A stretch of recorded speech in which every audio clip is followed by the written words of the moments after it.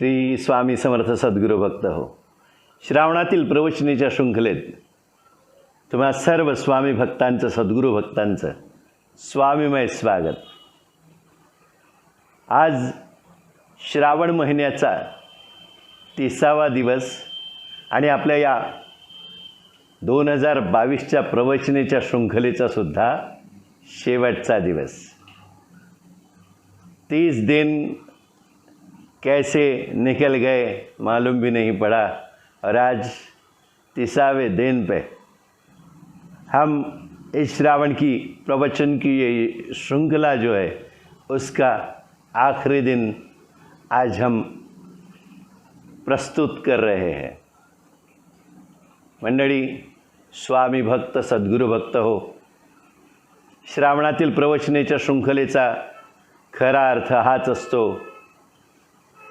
इस सावन के महीने में हमारे मन, चित्त, बुद्धि सभी पे अच्छे विचारों का एक आदान प्रदान होना ज़रूरी होता है.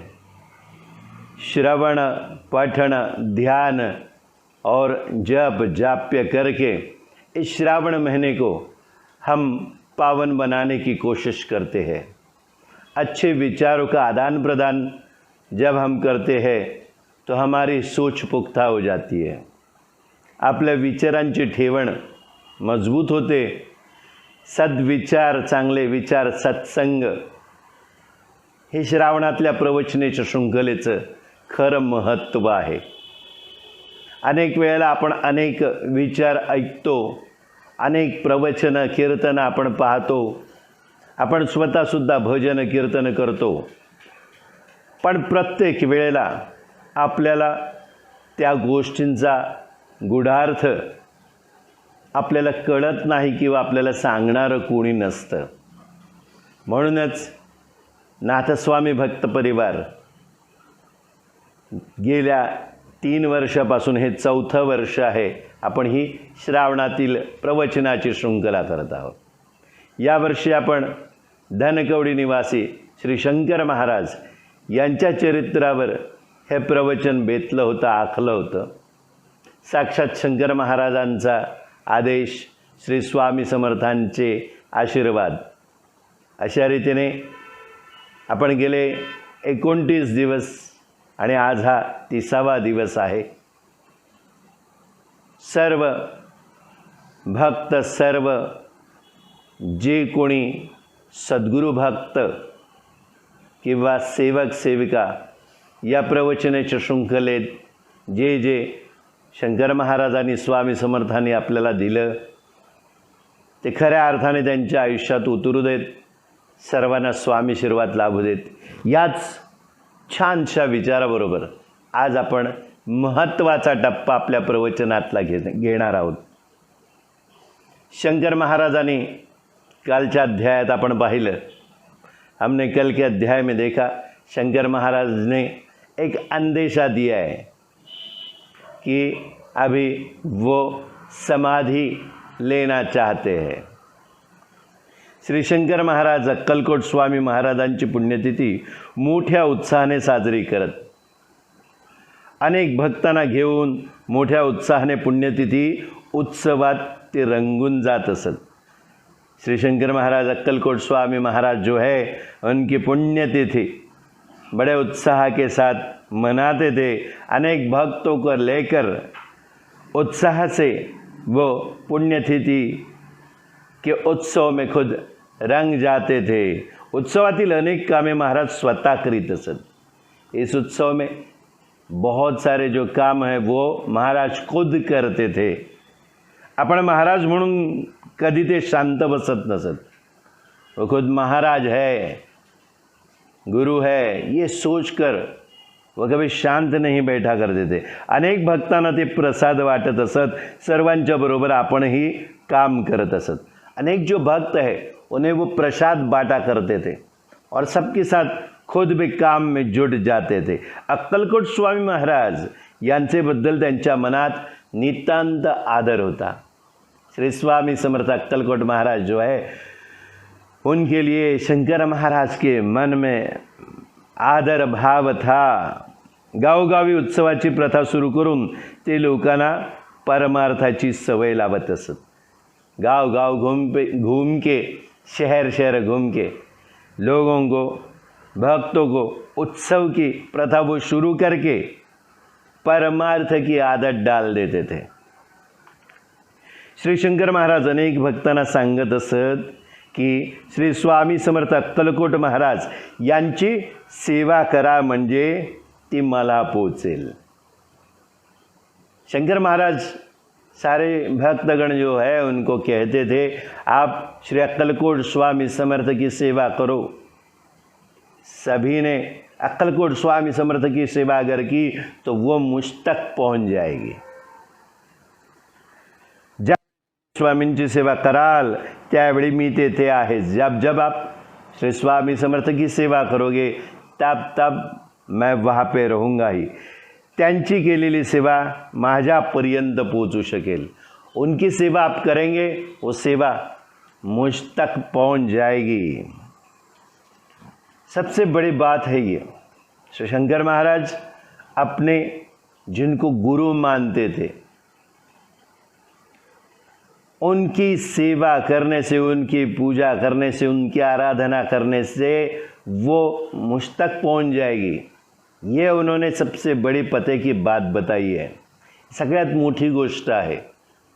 आपले जे गुरु आहेत सगळं श्रेय त्यांनी भगवंताला, गुरुला दिलं। आपल्या साक्षात गुरुदेव दत्तात्रय भगवंताचेच ते अवतार होते, पण लोकांनी फक्त बाह्य स्वरूपात रंगून जाऊ नये म्हणून त्यांनी हे संपूर्ण श्रेय आपल्या भगवंताला, आपल्या स्वामींना अर्पण केलं।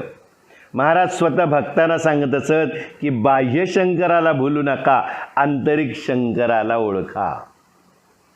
शंकर महाराज सारे जो भक्तों को कहते थे बाह्य शंकर यानी हम बाह्य रूप से शंकर की आराधना करते हैं, लेकिन आंतरिक शंकर जो है उसे पहचानो। अंदर का जो शंकर भगवान है उन्हें हमें पहचानना है। तुमच्या आतमध्ये एक शंकर आहे, परमेश्वर आहे, त्याला शोधून काढा। आपके अंदर एक शंकर है, परमेश्वर है, उसे खोजिए, उसे ढूंढ निकालिए, त्याचा शोध घ्या। त्याचा शोध घेतला तर तो निश्चितच सापडेल। उनकी अगर खोज की तो वो निश्चित रूप से तुम्हें मिल जाएंगे। तो सापडला तरच जीवन पूर्ण समाधानी होईल। वो अंदर के शंकर जो है वो अगर मिल गए तो ही हमारा जो जीवन है वो पूर्णतः समाधान से प्राप्त हो जाएगा, समाधान को प्राप्त हो जाएगा, समाधान से ओतप्रोत हो जाएगा। इतर सर्व गोष्टी मिळून आतील शंकर नाही मिळाला तर उपयोग नहीं है। बाकी की सारी जो चीज़ें है वो जीवन में मिल भी गई, लेकिन अंदर के शंकर भगवान है वो अगर नहीं मिले तो उसका कुछ उपयोग नहीं है। आणि आतील शंकराची ओळख झाली आणि बाहेरच्या चार गोष्टी कमी मिळाल्या तरी जीवन सर्वार्थाने सुखी होईल। महाराजांनी काय सांगितलंय? आतील शंकराची ओळख झाली पाहिजे। अंदर के जो शंकर है उसकी पहचान होनी चाहिए, और बाहर की चार जो चीज़ है वो अगर कम भी मिल गई तो भी जीवन सर्व अर्थ से सुखी हो जाएगा। तुमसे बाहर से रूप है खरे नहीं, आपका जो बाह्य रूप है वह सच नहीं है, वह कपड़े है। आत्मा ने शरीर रूप से पोशाक धारण की हुई है, वो सच नहीं है। नाव हे सुद्धा खोटे है, आपका जो नाम है वो भी झूठा है, बालपणीच ठेवलेलं है। हम जो बचपन में छोटे थे तभी वो नाम रखा गया है। तुमचे रूप ही खोटे आहे, कारण ते क्षणोक्षणी बदलते। आपका जो रूप है वो भी झूठा है, क्योंकि वह क्षण क्षण में बदलता रहता है। म्हणून त्यावर विश्वास ठेवू नका। आतले स्वरूप हे सत्य स्वरूप आहे, त्याचा शोध घ्या, म्हणजे शाश्वत जीवनाचा मार्ग निश्चित सापडू शकेल। क्या करना चाहिए? अंदर जो है वही सच्चा रूप है आपका। बाहर का रूप जो है बार बार बदलता रहता है, इसलिए उसके ऊपर विश्वास मत रखिए। अंदर का रूप जो सत्य स्वरूप है उसकी खोज कीजिए और शाश्वत जीवन का जो मार्ग है वो हमें निश्चित रूप से मिल जाएगा। महाराज म्हणत, तुम्ही माझ्याकडे येता तेव्हा शांत असता तुमच्या मनात आपल्या प्रापंचिक अडचणींचा काही ना काही प्रश्न असतो। महाराज कहते हैं, तुम जब मेरे पास आते हो तब आप लोग शांत होते हो। आपके मन में खुद के प्रपंच यानी जो अपनी घर गृहस्थी है उसमें जो कुछ अड़चने हैं, जो समस्या है या कुछ ना कुछ एक सवाल आपके मन में होता है, तो प्रश्न सुटावा असे तुम्हाला वाटत असते। वो जो सवाल है उसके उत्तर के लिए आप हमारे पास आते हो, त्यामुळे तुम्ही माझ्यासमोर आलात म्हणजे शांत असता। इसलिए आप मेरे सामने जब आते हो तब शांत रहते हो। जर तुमचा प्रश्न सुटला तर तुम्ही मला मानता। सवाल का सही जवाब मिला तो ही आप हमें मानोगे, पण ईश्वर सर्वत्र आहे या भावनेचा उदय मात्र तुमच्या हृदयात होत नाही। लेकिन जो होना चाहिए वो होता नहीं है। क्या नहीं होता है? अंदर जो ईश्वर है वो आपके हृदय में जो ईश्वर है वो सर्वत्र है। इस भावना का उदय आपके हृदय में नहीं होता है। भावनेला मर्यादा घालू नका। माझ्याकडे ज्या भावनेने तुम्ही पाहता त्या भावनेने सर्व विश्वाकडे पहा। भावना जो है मन में जो आती है उसको मर्यादा नहीं डालनी चाहिए। जिस भावना से आप लोग मेरी तरफ देखते हो उसी भावना से पूरे विश्व यानी पूरे जगत की तरफ देखिए, तरच तुम्हाला अमर्याद आनंद प्राप्त होईल। तभी आपको अमर्याद आनंद की प्राप्ति होगी। जगातील साऱ्या संतांनी विश्वाकडे शुद्ध भावनेने पहा म्हणून सांगितलेले आहे, तरी पण त्या संतांचे भक्त आपल्याच संतांवर प्रेम करतात। विश्वावर प्रेम करणे ही त्यांच्या संतांची शिकवण असून तरी सुद्धा ती शिकवण त्यांचे भक्त विसरून जातात। दुनिया में जितने भी संत हैं उन्होंने अपने जो शिष्य है या अपने जो चाहने वाले हैं उनको कहा है कि पूरी दुनिया की तरफ शुद्ध भावना से देखना है, लेकिन वो जो संत है उनके जो भक्त है वो सिर्फ उनके अपने जो संत है उनके ऊपर ही प्रेम करते हैं। पूरे जगत के ऊपर प्रेम करना ये उन संतों की सीख है, फिर भी वो सीख उनके जो भक्त है वो भूल जाते हैं। माझ्याबद्दल तुमच्या मनात जेवढा आदर आहे तेवढा आदर सर्वांबद्दल ठेवा। मेरे बाबत जितना आदर भाव आपके मन में है उतना ही आप सारे जो संत है उनके बारे में अपने मन में रखिए। माझ्या समोर जैसे शांत असता तसे सर्वांसमोर शांत रहा। मेरे सामने जैसे आप शांत रहते हो वैसे ही सारे जो संत है, सारे जो लोग हैं उनके सामने आपको शांत रहना है। माझ्यासमोर जसे नतमस्तक होता तसे सर्वांसमोर नतमस्तक व्हा। माझ्यासमोर जसे तुम्ही नतमस्तक होता, महाराज शंकर महाराज सांगतायत, जैसे मेरे सामने आप नतमस्तक हो जाते हो वैसे सभी जो दूसरे संत है उनके सामने भी नतमस्तक होना है आपको। विश्वातील प्रत्येक कणाकणाबद्दल तुमच्या मनात जेव्हा जिव्हाळा उत्पन्न होईल तेव्हा अखंड आनंदाच्या राशी तुमच्या हृदयात प्रकट होतील। इस दुनिया में, जगत में, विश्व में हर एक जो कण कण है, प्रत्येक कण कण के बाबत आपके मन में जब प्यार उमड़ आएगा, अपनापन उमड़ आएगा, तभी अखंड खुशी की मानो राशियाँ आपके हृदय में प्रकट हो जाएगी। महाराज समाधी घेणार ही बातमी आता संबंधितांना माहीत झाली होती. महाराजांकडे भक्तांची गर्दी वाढू लागली. अनेक भक्त मंडळी एकत्र येऊन विचार करू लागली. महाराज समाधि लेने वाले हैं, ये बात अभी सारे जो संबंधित भक्तगण थे उनको मालूम हो गई थी. महाराज के पास अभी भक्तों का तांता लगने लगा, भीड़ बढ़ने लगी. अनेक जो भक्तगण हैं वो इकट्ठा होकर सोच विचार करने लगे. महाराजांनी सर्व भक्तांसमोर आपले विचार प्रकट केले. महाराज ने आज तक हमने जितना पढ़ा है इस श्रावण की प्रवचन की श्रृंखला में जो जो विचार है वो पुन्हा अपने भक्तों के सामने रख दे. सर्व प्राणांच्या हृदयात भगवंत राहतो. सगळे जीव भगवंतामध्ये राहतात. भगवंताचे स्वरूप अमर्याद आहे. 3 गुण व माया याहून तो अतीत आहे. गोडपणा जसा गुळात भरलेला असतो तसा भगवंत अनंत कोटी ब्रह्मांडात भरून उरला आहे. महाराज ने अपने विचार अपने भक्तों के सामने प्रकट किए. उन्होंने कहा सारे जो प्राणी मात्र है उनके हृदय में भगवान रहता है. सारे जो जीव है वो भगवान में रहते हैं. भगवान का स्वरूप है वो अमर्याद है, उसको मर्यादा नहीं है. 3 गुण है और एक माया, इससे वो अतीत है, इससे परे है. यापासून अतीत आहे भगवंत. मिठास जो होती है, जो गोड़ में भरी रहती है, वैसे भगवंत अनंत कोटि ब्रह्मांड जो है उनमें भरा पूरा है. अशा पूर्ण स्वरूप भगवंताची प्राप्ती अगदी जवळ येऊ लागली की त्यावेळी सिद्धी पुढे येऊन भोग व संपत्ती इत्यादीची लालूच दाखवून साधकाला बंधनात टाकते.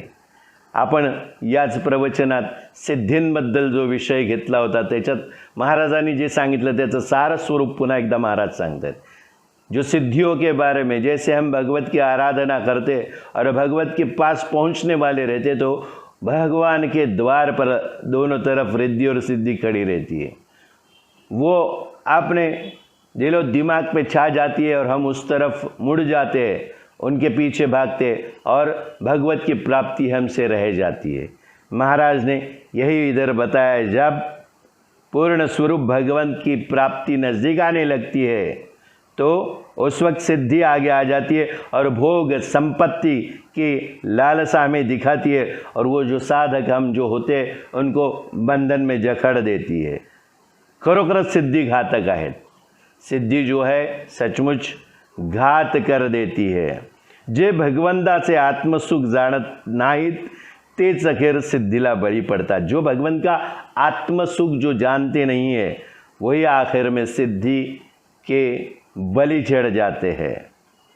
ज्याला आत्मसुख लाभले तो सिद्धीना अक्षरशः कसपटा समान मानतो. जिसको आत्मसुख मिला है, जिसको लाभ हुआ है आत्मसुख का, वो ये जो सिद्धि है इनको कवड़ी मोल यानी कुछ भी नहीं उसको मान्यता देता है, उसको हीन मानता है. भगवंताच्या भजनाने देहाभिमान संपूर्णपणे नाहीसा झाला पाहिजे. भगवंत की भजन से देह अभिमान, देहाभिमान पूरी तरह नष्ट होना चाहिए. म्हणजे मग तिथे सिद्धींची इच्छा राहत नाही. फिर वहाँ पे देहाभिमान नहीं है. देह है तो ये सारी चीज़ें हमें चाहिए, सिद्धि वगैरह. वो देहाभिमान ही नहीं रहा तो क्या होगा. ये जो सिद्धि है उनकी इच्छाएं हमें नहीं रहती. निरपेक्ष भक्ताच्या पायाला सिद्धी बंधन करतात. निरपेक्ष जे भक्त असतात त्या भक्तांच्या पायाला ह्या सिद्धी ज्या आहेत त्या वंदन करतात. फार महत्त्वाची गोष्ट आहे. सिद्धि जो है वो ऐसे जो भक्त है जो निरपेक्ष है, कुछ भी अपेक्षा नहीं रखते, उनके पैरों पर ये गिड़गिड़ाती है, उनके पैरों को वंदन करती है. यानी महाराज ने सबसे पहले ये जो बात हमें बताई वो हमेशा याद रखिए. सिद्धींच्या मागे लागू नका. हम वही गलती कर देते हैं, जो सिद्धि है उसके पीछे भागते रहते हैं. अभी ज्ञान वैराग्य ज्ञान वैराग्य मुक्त भक्तीपासून निरपेक्षता श्रेष्ठ है। ज्ञान और वैराग्य, ये मुक्त जो भक्ति है उससे निरपेक्षता श्रेष्ठ है। निरपेक्ष, अपेक्षा कुछ भी नहीं, ऐसा रहना। ज्ञान वैराग्य युक्त जो भक्ति है उससे भी निरपेक्षता श्रेष्ठ मानी गई है। एकदा निरपेक्षता अंगी बांधली की सायुज्य मुक्ती त्याच्या पाया पडू लागते। एक बार निरपेक्ष भक्ति हमारे पूरे बदन में छा गई तो सायुज्य भक्ति, जिसके सायुज्य मुक्ति अपने कदम चूमने लगती है। सायुज्य यानी पूरी तरीके से सभी योजनाओं के साथ जो मुक्ति है वो हमारे पैर तक आके बैठ जाती है। जेथे निरपेक्षता असते तेथे योगक्षेम सद्भाव भगवत भाव नसतो। जहाँ पे ये निरपेक्षता हो रहती है वहाँ पे योगक्षेम जो हमारा चलना चाहिए रोज़मर्रा के जीवन में, सद्भाव और भगवत भाव नहीं होता है। निरपेक्षता जो है, निरपेक्षते पाशी वेदांत योग स्वानंद व श्रीरंग सापड़तो। तो निरपेक्ष मतलब किसी भी चीज़ की अपेक्षा नहीं है। जो हम पाना चाहते आराधना करके, जो योगक्षेम चलना चाहिए, सद्भाव आने चाहिए, भगवत भाव, इससे परे हम चले जाते हैं। निरपेक्षता जो है उसके पास क्या होता है? उसके पास वेदांत होता है, योग होता है, स्वानंद, ये सारी चीज़ें होती है। और श्रीरंग जो है साक्षात भगवंत, वो हमें मिल जाता है। संपूर्ण भागवताचे वाचन करा, ज्ञानेश्वरी व अमृता अनुभव नीट समजून घ्या। नामदेवांची प्रेममय गाथा प्रेमाने जीवनात मुरवून घ्या। एकनाथांची शांती हृदयात निर्माण करा। तुकोबाची गाथा जाणून घ्या। रामदास स्वामींचा दासबोध व आत्माराम समजून घ्या। वेदांतांचे सार व्यवहारात उपयोगात आणा। सर्व संतांचे जीवन समजून घ्या आणि त्यांच्या पावलावर पाऊल टाकत जीवन व्यतीत करा। सारे जो चीज़ें हमने इस प्रवचन की श्रृंखला में आज तक सुनी है वो महाराज वापस आखिर में दोहरा रहे हैं। सारे जो भागवत है उसका वाचन करो। ज्ञानेश्वरी और अमृतानुभव जो है उसका अच्छी तरीके से अर्थ समझ के लेना है। नामदेव जो है उनकी प्रेममय गाथा प्रेम पूर्वक अपने जीवन में उतार लो। एकनाथ महाराज जो है उनकी शांति हमारे हृदय में निर्माण करनी है। तुकोबा राया जो है उनकी गाथा जान लेनी है। रामदास स्वामी का दासबोध और आत्माराम अच्छी तरीके से समझ लो। वेदांत का सार व्यवहार में अपने उपयोग में लाना है। व्यवहार में उपयोग में नहीं लाया तो ये सारी चीज़ें पढ़ने का मतलब नहीं है। महाराज पहले दिन से हमें यही बता रहे हैं। सारे जो संत है उनका जीवन समझ लो और उनके पैरों के ऊपर पैर, कदमों के ऊपर कदम रख के अपना जीवन संवार लो और परमार्थ की राह पकड लो। परमार्थाची वाटचाल करा। विश्व हा भगवंताचा लीलाविलास असल्यामुळे काया वाचा मन कोणालाही कधीही दुखवू नका। विश्व जो है भगवान का लीला विलास है। ये सारी जो माया है ये लीला विलास है। ये किसने किया? ये भगवान ने किया है। इसीलिए किसी को काया वाचा मन से तकलीफ नहीं देनी है, किसी को दुख नहीं देना है। आपले आचार विचार उच्चार सात्विक ठेवा। अपने आचार विचार उच्चार सात्विक रखणे, सात्विक आचरणाने आपल्यातील देवत्व पूर्ण प्रकट करा। अभी अपने अंदर जो देवत्व है वो सात्विक आचरण से हमें प्रकट करने हैं। आपण सर्वांनी मला जे प्रेम दिले तसेच प्रेम साऱ्या विश्वाला द्या। आप सभी ने मुझे जो प्यार दिया है वो प्यार जैसे मुझे दिया वैसे सारे विश्व को, पूरे जगत को दो। और मी शरीर रूपाने आपणापासून दूर जात असलो तरी आपल्या हाकेला ओ देण्यास येईन। मैं शरीर रूप से आप सभी से दूर जाऊं, लेकिन फिर भी आप जब मुझे आवाज़ दोगे मैं हाजिर हो जाऊंगा।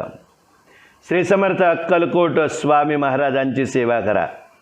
श्री समर्थ अक्कलकोट स्वामी महाराज की सेवा करो। सर्व संतांचे उत्सव मोठ्या प्रमाणात उत्साहाने साजरे करा। सारे जो संत है उसके उत्सव उत्साह के साथ आप मनाओ। प्रेम भावाचा सर्वांवर वर्षाव करा। प्रेम भाव का वर्षाव सभी लोगों पर करना चाहिए हमें।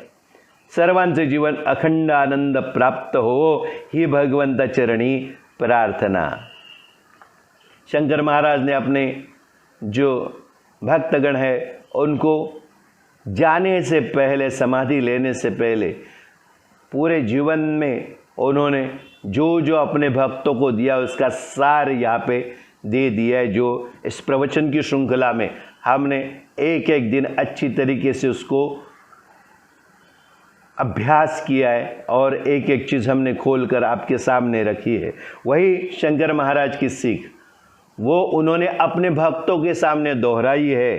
सर्वांचे जीवन अखंड आनंद, सर्वांच्या जीवनात अखंड आनंद प्राप्त हो। सभी मानव जाति और सभी के जीवन में अखंड आनंद प्राप्त होना चाहिए। ऐसी भगवत के चरण में मैं प्रार्थना करता हूँ। महाराजांनी एका भक्ताला सत्यनारायण पूजा करण्यास सांगितले। अभी जाने से पहले महाराज क्या क्या करवा के ले रहे देखिए। एक भक्त जो थे उनको सत्यनारायण भगवान की पूजा करने के लिए कहा। त्याप्रमाणे त्या भक्ताने सत्यनारायणाची यथासांग पूजा केली। महाराज के कहने के मुताबिक उस भक्त ने सत्यनारायण भगवान की यथासांग पूजा की। महाराज त्या भक्ताचे घरी गेले। 100-150 माणसांच्या भोजनाचा प्रबंध केलेला होता। महाराज उस भक्त के घर पे गए। 100-150 लोगों के खाने का, भोजन का प्रबंध वहाँ पे कर दिया गया था। परंतु श्री शंकर महाराजांच्या दर्शन घ्यावे म्हणून प्रत्यक्षात 1000-1500 मंडळी उपस्थित झाली। शंकर महाराज वहाँ पे आए। उनका दर्शन होने के लिए, लेने के लिए प्रत्यक्ष रूप से वहाँ पे 1500 से भी ज़्यादा भक्तगण उपस्थित हुए। त्या सर्वांना महाराजांनी पोटभर प्रसाद दिला।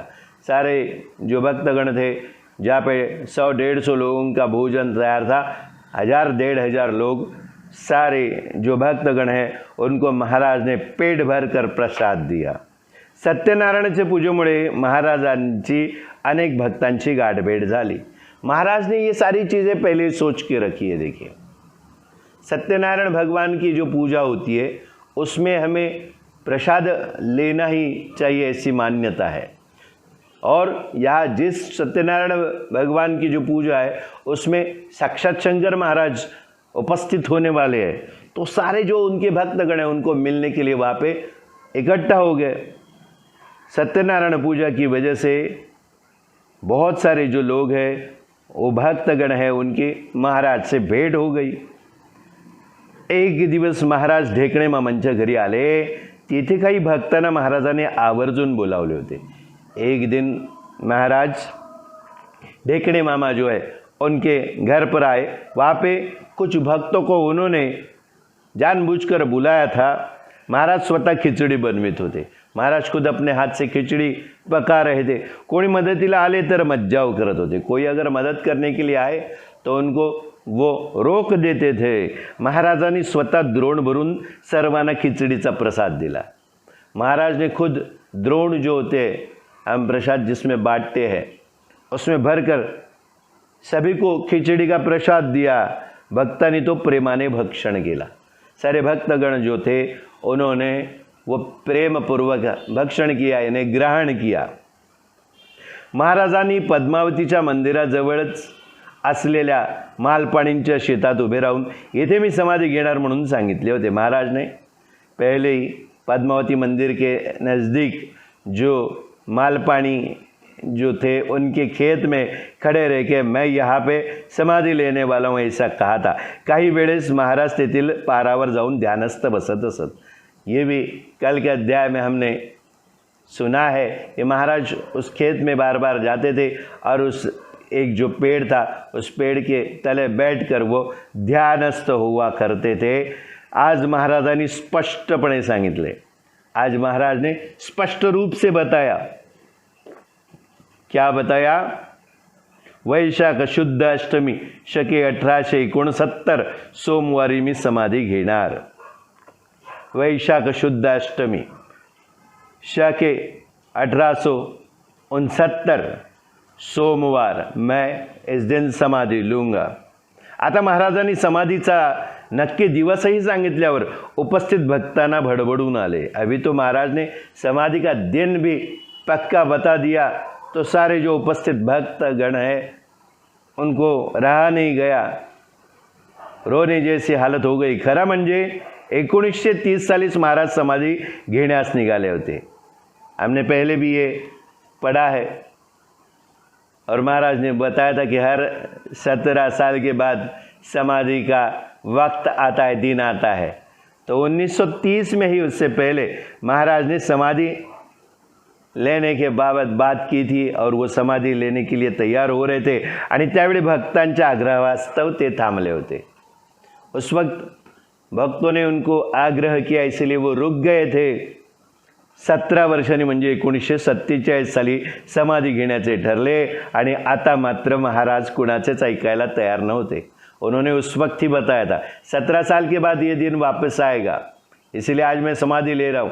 तो सारे भक्तों ने आग्रह किया 1930 में, इसलिए महाराज ने 17 साल के बाद यानी 1947 में समाधि लेने का दिन नक्की किया और वह भी वो किसी भी भक्त की कोई बात सुनने को तैयार नहीं थे। महाराज ने पक्का कर लिया था। भक्तांना काय करावे हेच समजेना, भक्तों को समझ में नहीं आ रहा था अभी क्या करे। त्यांनी महाराजांकडून आणखी काही विचार ऐकावास मिळतो का म्हणून वाट पाहिली। उन्होंने महाराज से और कुछ विचार सुनने को मिलते हैं क्या, इसलिए इंतज़ार किया, परंतु महाराज आता काहीच बोलत नव्हते। लेकिन अभी महाराज कुछ भी नहीं बोल रहे थे। खरं बोलण्यासारखे काही उरलेच नव्हते। खरं तर बोलण्यासारखं काहीच उरलं नव्हतं। अभी बचा ही क्या था। महाराज ने अपने पूरे जीवन में इतने उपदेश, इतनी सीख दी थी, अभी बात करने लायक कुछ बचा ही नहीं था। त्यांनी समाधीचा निश्चित दिवसही सांगितला होता। अभी तो उन्होंने समाधि का निश्चित दिवस भी बता दिया था। महाराज आता कुणाशी काही बोलत नव्हते। लोक येत होते व जात होते। महाराज आपल्या वृत्तीत रममाण होते। 10-12 दिवस असेच निघून गेले। महाराज नेहमी सर्वत्र संचार करत, परंतु आता मात्र त्यांनी कोणाकडेच जाणे आणि येणे टाळले होते। अभी देखिए महाराज अभी किसी से बात नहीं कर रहे थे। लोग आते थे जाते थे, महाराज अपनी वृत्ति में ही रममाण रहते थे। 10-12 दिन ऐसे निकल गए।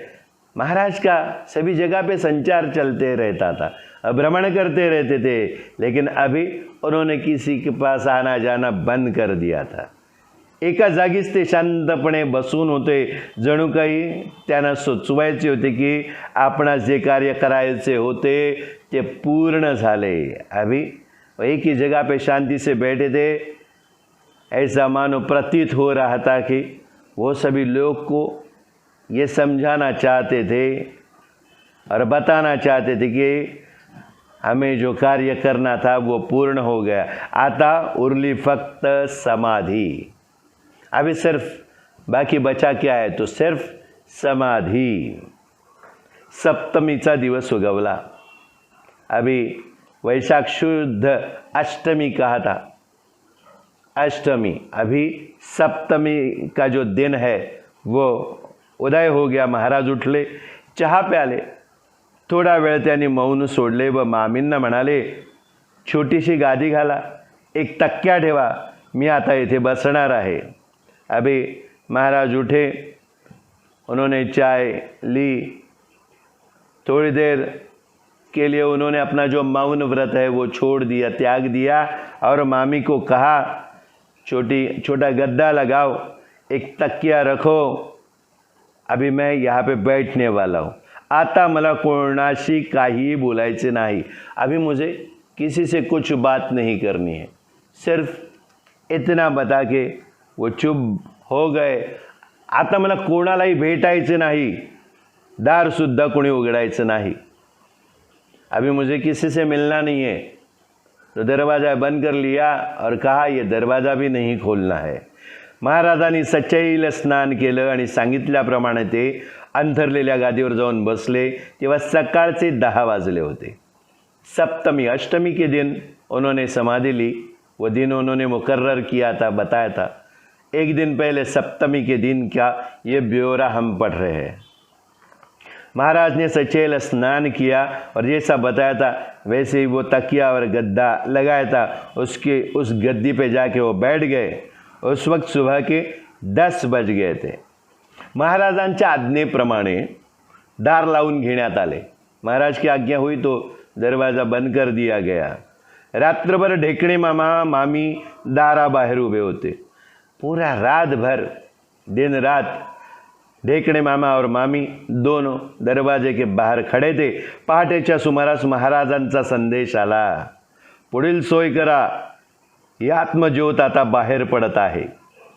सुबह भोर यानी सकाळी पहाटे महाराज का संदेश आया अंदर से, आगे जो करना है, जो भी शुरुआत करनी है वो कर दीजिए।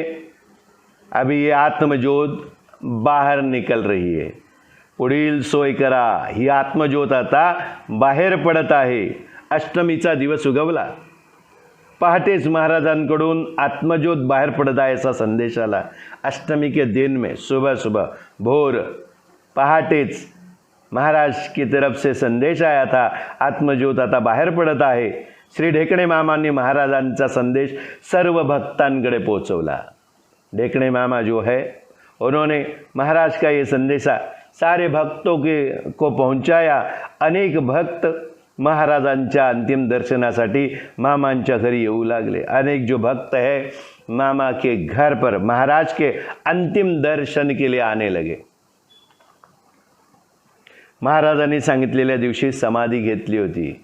महाराज ने जिस दिन बताया था अष्टमी के दिन, उस दिन उन्होंने समाधि ली थी। साश्रुपूर्ण नयनांनी भक्तगण दर्शन घेत होते।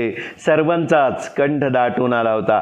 आईच्या वात्सल्याने महाराजांनी सर्वांवर फक्त प्रेमच केले होते। साश्रुपूर्ण नयन यानी अश्रु से भरे हुए जो नयन है, उस नयन से आँखों से भक्तगण दर्शन ले रहे थे। किसी के कंठ से आवाज़ मानो नहीं निकल रही थी। माँ का जो वात्सल्य है, माँ की ममता है, उससे महाराज ने सारे जो भक्तगण हैं, सारे जो लोग हैं, प्राणी मात्र है, सारे जो जीव जंतु, उनके ऊपर सिर्फ प्यार ही प्यार किया था। ती आई आज सर्व बालकांना एकटं सोडून गेली होती। सारे जो बालक है उन बालकों को अकेला छोड़ के ये जो माँ है अभी निकल गई थी। परमार्थाच्या वाटेवरील मार्गदर्शक आज दूर निघून गेला होता। परमार्थ की जो राह पे जो मार्गदर्शक थे आज वो कहीं दूर निकल गए थे। कोणी ओक्साबोक्षी रडत होते, कोणी हुंदके देत होते, कोणाला तर रडताच येत नव्हते। कोई जोर जोर से रो रहा था, पूरे ढाई मुकलून रड़त होते कई लोग। कोई सिकंदर अंदर घुट घुट के रो रहा था, तो किसी को तो रोना भी नहीं आ रहा था। ढेकणे मामांचे घर कारुण्याने काठोकाठ भरून गेले होते। ढेकणे मामा का घर जो है, उस घर में महाराज ने आखिरी सांस ली। उनकी प्राण ज्योत उनके घर में आनंद में वापस लीन हो गई। उनका जो घर है, सारे जो भक्तगण आए वो दुख में लथपथ हो गए थे, इसलिए उनका घर पूरा कारुण्य से यानी करुणा से भर गया था। महाराजांनी देह ठेवल्याची बातमी वाऱ्यासारखी सर्वत्र पसरली। महाराजांची अनेक भक्त मंडळी परगावी होती। सर्वांना तारेने संदेश पाठवण्यात आले। महाराज ने देह रखा, ये बात हवा के झोंके के साथ फैलने लगी। महाराज के ज़्यादातर जो भक्त लोग गण थे वो दूर देश प्रदेश में और दूसरे गांव में रहते थे। सबको टेलीग्राम भेजा गया। परगाहून काही भक्त मंडळी पुण्यात आली। आजू बाजू के जो गांव है, दूसरे गांव, वहाँ से कुछ लोग जो है भक्तगण पुणे में आ गए। महाराजांचे अंतिम दर्शन घेतले। अनेक भक्तांना महाराजांची अनेक रूपे दिसली। महाराज का अंतिम दर्शन सारे जो लोग थे उन्होंने लिया। अनेक जो भक्त है उनको महाराज का जो अलग अलग रूप उनके उस देह में दिखाई दिया, अनेक अनेक रूप से वो दिखने लगे सबको. अनेक भक्तांनी आपल्याला दिसलेली वेगवेगळी रूपे उपस्थितांना सांगितली. सारे जो भक्त थे उन्होंने खुद को जो भी रूप उनके दिखे वो उपस्थित जो लोग थे बाकी के उनको बताना शुरू किया. महाराज आपल्यातून निघून गेले म्हणून सारा समाज शोकाकुल झाला. महाराजांनी देह ठेवला यावर काही भक्तांचा विश्वासच बसेना.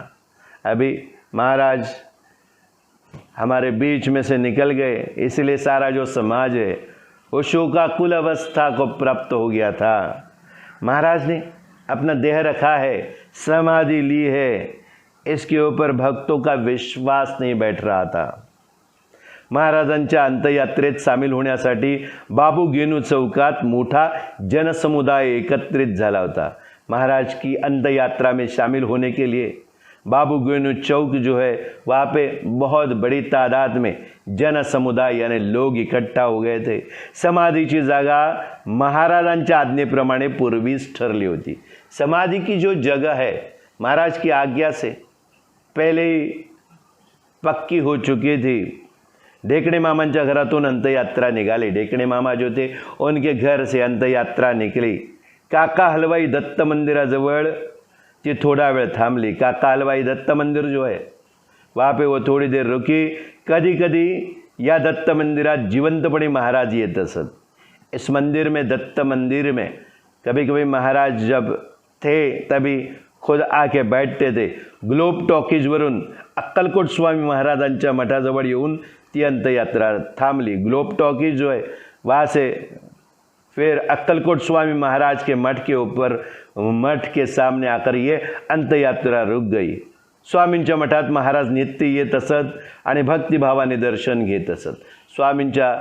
स्वामी के जो मठ है वहाँ पे अंत्ययात्रा रुकी. इस मठ में महाराज खुद आके श्री स्वामी समर्थ के दर्शन लिया करते थे. त्यानंतर मंडईवरून अंत्ययात्रा शनिपाराजवळ आली. मंडई से फिर अंत्ययात्रा शनिपार जो है वहाँ आकर रुकी. शनिपारावरून भिकारदास मारुतीचे मंदिराजवळ आली. शनिपार जो है वहाँ से भिकारदास मारुती का मंदिर है वहाँ आ गए ये अंत्ययात्रा. रस्त्यावर अनेक मंडळी महाराजांचे दर्शन घेण्यासाठी दुतर्फा उभी होती. रास्ते पे दोनों तरफ महाराज के अंत्ययात्रा का दर्शन लेने के लिए लोग खड़े थे. फुलांनी महाराजांचा देह झाकलेला होता. फूलों से महाराज का देह जो ढका हुआ था. अनेक ठिकाणी संचार करणारे महाराज आज कायम से शांत झाले होते. अनेक जगह पे कुछ संचार करने वाले हमारे शंकर महाराज आज हमेशा के लिए शांत हो गए थे. रस्त्यावरून चालताना भक्तांना दुःखाचा आवेग आवरत नव्हता. रास्ते से जो भक्तगण चल रहे थे उनको दुख का आवेग है वो संभला नहीं जा रहा था. हळूहळू पुढे सरकत अंत्ययात्रा पर्वती जवळ आली. धीरे धीरे आगे बढ़ते बढ़ते अंत्ययात्रा जो है पुणे में पर्वती जो इलाका है वहाँ पे आ गई. टाळ मृदुंगाच्या आवाजात भाविक दंग होऊन भजन गात होते, भजन म्हणत होते. टाळ मृदुंग जो बजता है उसके आवाज़ में भाविक जो है रंग गए थे और भजन गा रहे थे. खांद्यावर पताका घेऊन काही मंडळी वाटचाल करीत होती. कुछ लोग कंधे पे पताका लिए, झंडे लिए अंत्ययात्रा में चल रहे थे. पर्वतीहून अंत्ययात्रा अरण्येश्वरला आली. पर्वती से फिर अंत्ययात्रा जो है अरण्येश्वर तक आ गई. अरण्येश्वरून पद्मावती साली. अरण्येश्वर से फिर पद्मावती तक आई. पद्मावती मातेच्या मंदिराजवळ ती थोड़ा वेळ थांबली अंत्ययात्रा. पद्मावती मंदिर हमने इससे पहले भी सुना है. इस मंदिर में महाराज आए थे. यहाँ से आगे निकलकर फिर उन्होंने अपनी समाधि की जगह नक्की की थी. पद्मावती माता का जो मंदिर है वहाँ पे अंत्ययात्रा थोड़ी देर रुकी. पद्मावती मंदिरावरून निघून अंत्ययात्रा अखेर समाधीच्या जागी येऊन थांबली. पद्मावती मंदिर से निकलकर अंत्ययात्रा आखिर में समाधि की जगह के ऊपर आकर रुक गई. समाधीच्या जागी अंत्ययात्रा येऊन थांबल्याचे कळताच माळी महाराज उठून समाधीच्या जागी आले। समाधि की जगह पे अंत्ययात्रा आकर रुक गई है, ये क्या सुनते ही माळी महाराज जो है वो उठकर समाधि की जगह पे आए। त्यांनी महाराजांचे अखेरचे दर्शन घेतले। उन्होंने महाराज का आखरी दर्शन लिया। त्यावेळी महाराजांचे शरीर त्यांना बजरंगबली सारखे दिसू लागले। उस वक्त महाराज का शरीर उन्हें बजरंगबली जैसा दिखने लगा। सर्वांना आश्चर्य वाटले, सबको आश्चर्य लगा इस बात से, इस घटना से। माळी महाराज म्हणाले, आपण बजरंगबलीचं रूप घेतलं ते भक्तीचा वाटा जगाला सांगण्यासाठी काय? सभी को आश्चर्य लगा, बजरंगबली का रूप महाराज ने लिया है। उस वक्त माळी महाराज कहने लगे, आपने बजरंगबली का रूप लिया, वो भक्ति का जो हिस्सा है वो पूरी दुनिया को, पूरे जगत को बताने के लिए क्या? महाराजांनी पूर्वीच सुचवल्याप्रमाणे त्यांचा पार्थिव देह समाधीच्या जागी आणून ठेवण्यात आला। महाराज ने पहले ही सबको बता के रखा था। उस तरीके से महाराज का पार्थिव जो देह है वो समाधि के जगह पर आकर लाकर रख दिया गया। पुन्हा एकदा सर्व भक्त मंडळींनी दर्शन घेतलं। फिर एक बार सारे जो भक्तगण थे उन्होंने दर्शन लिया, कारण एकदा समाधीमध्ये देह ठेवला की पुन्हा भेट कधीच होणार नव्हती। क्यों? क्योंकि एक बार समाधि में देह रख दिया, फिर भक्तों को शंकर महाराज की भेट कभी भी होने वाले नहीं थी। अनेकांनी आपल्या अश्रूंनी महाराजांचे पाय धुतले, पुन्हा पुन्हा महाराजांच्या पायावर डोके ठेवले। बहुत सारे जो लोग थे उन्होंने अपने आंसुओं से महाराज के पैर धोए और पुनः पुनः वापस महाराज के पैरों पे वो अपना सर रखने लगे। अंदाजे 5च्या सुमारास वैशाख शुद्ध अष्टमी शके 1869 सन 1947 सोमवार तारीख 24 एप्रिल रोजी महाराजांचा देह समाधीच्या जागी चिरविश्रांती घेण्यासाठी ठेवण्यात आला।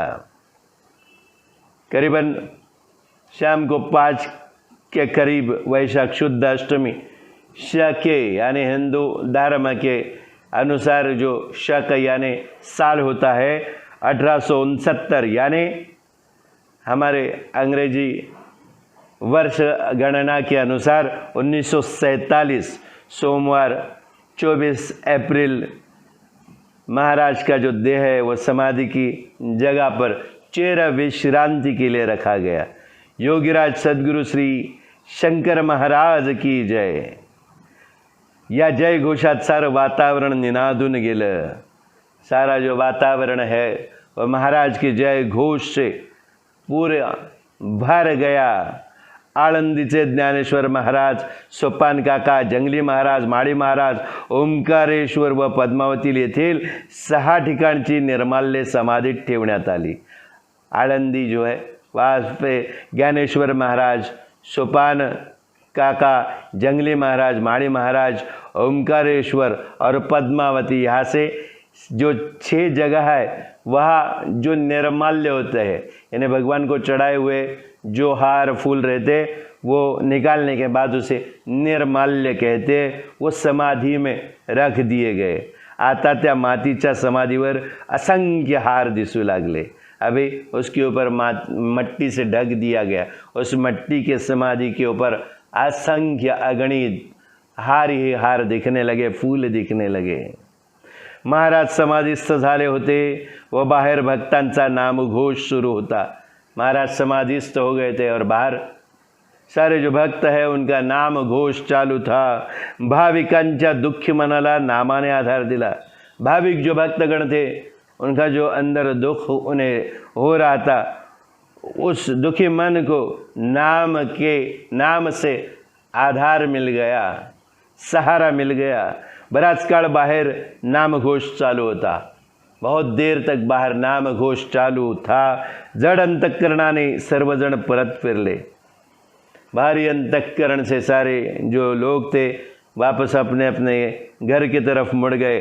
आजपर्यंतच्या महाराजांच्या आठवणी डोळ्यासमोर उभ्या राहत होत्या. आज तक जो यादें हैं महाराज की वो सबकी आंखों के सामने से ओझल नहीं हो रही थी. महाराजांच्या सानिध्यात आपणास अधिक काळ घालवता आला नाही म्हणून अनेकांना अतिशय दुःख झाले. महाराज के साथ ज़्यादा वक्त हम नहीं बिता सके, इसलिए बहुत सारे जो लोग थे उन्हें अत्यंत दुख का अनुभव हो रहा था. परंतु वेळ निघून गेली होती. लेकिन अभी वक्त निकल गया था. आता महाराजांनी केलेल्या उपदेशाप्रमाणे आचरण एवढीच गोष्ट शिल्लक राहिली होती. अभी महाराज ने पूरे जीवन में अपने पूरे अवतार कार्य में जितने उपदेश दिए थे, जो सीख दिए थे, उसके ऊपर आचरण करना, यही एक बात अभी बाकी शेष रह गई थी. काही भक्त मंडळी कितीतरी वेळ समाधी व जवळ अश्रू ढाळत बसले होते. कितने सारे जो भक्तगण थे वो बहुत समय तक समाधि की जगह पर अपने आंसू बहा रहे थे. महाराज पूरे जीवन में ऐसा मानो 150 साल तक महाराज हमारे बीच में अपने अवतार कार्य को करते रहे. उन्होंने अलग अलग तरीके से हमें अच्छी अच्छी सीख दी. बहुत सारी चीज़ें उन्होंने हमें बताई. हमने उसमें से कितना लिया कितना नहीं लिया.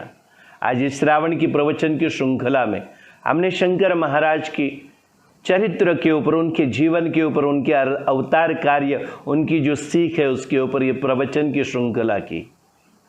साक्षात उनका ये आशीर्वाद अगर नहीं होता तो शायद हमें ये मुमकिन नहीं होता कि इतनी बड़ी जो शक्ति है, इतनी बड़ी हमारे स्वामी समर्थ के आशीर्वाद से हमने इतनी बड़ी जो यति स्वरूप शक्ति है उसके जीवन कार्य के ऊपर प्रवचन करने की हिम्मत की. कारण एवढं सोपं नसतं. यति स्वरूप जे आहेत त्यांच्या जीवनावर प्रवचन करणं काय, त्यांच्या जीवनाची एखादी ओळ वाचणं सुद्धा फार कठीण असतं. हे कठीण कार्य साक्षात श्री स्वामी समर्थांच्या आदेशाने, त्यांच्याच पाठबळाने आणि शंकर महाराजांच्याही आशीर्वादाने आज आपण हे पूर्ण करू शकलो. आजचा अध्याय हा शंकर महाराजांनी समाधी घेतली, या समाधीवर येऊन थांबला. आज श्रावणातल्या प्रवचनेच्या शृंखलेचा जे 2022 मध्ये होते, ज्याच्यात आपण धनकवडी निवासी श्री शंकर महाराजांच्या चरित्रावर प्रवचन केलं. बराच वेळेला माझ्याकडून काही चुकाही झाल्या असतील, पण त्या चुका आपण उदार मनाने गोड मानून घेतल्या, त्याबद्दल तुम्हा सर्वांचे आभार. श्रवण ध्यान आपने किया, उसके लिए भी हम अपने दिल के गहराई से आप सभी का आभार प्रदर्शन करते हैं. और जिसे ग्रेटिट्यूशन कहते हैं, ये जो सारी श्रावण की प्रवचन की श्रृंखला आज हुई है, इसे जो भी लोग इसको सहाय्यभूत हुए, उन सभी का आभार. सभी के जीवन में क्षेम कुशल और सब कुछ अच्छा ही घटता रहे.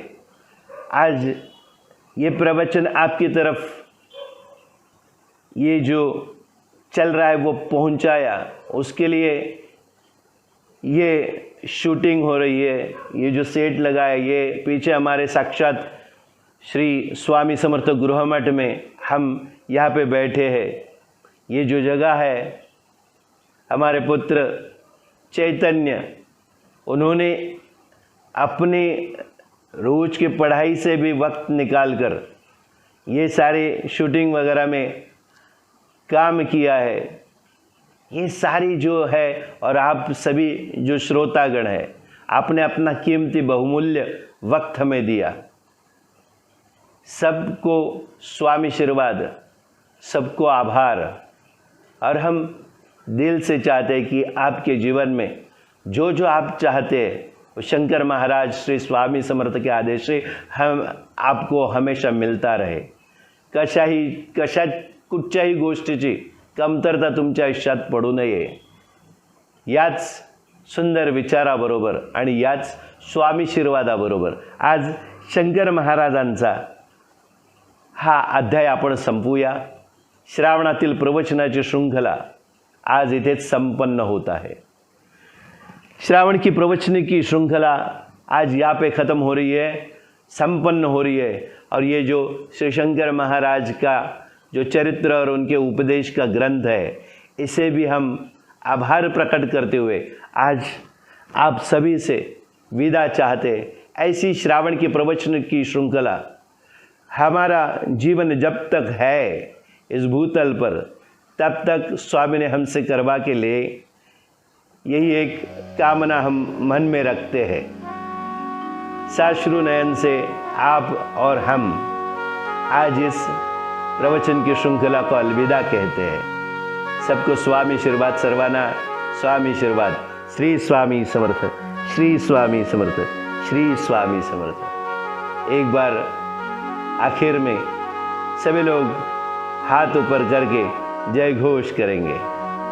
जय शंकर, जय शंकर, जय शंकर. श्री स्वामी समर्थ.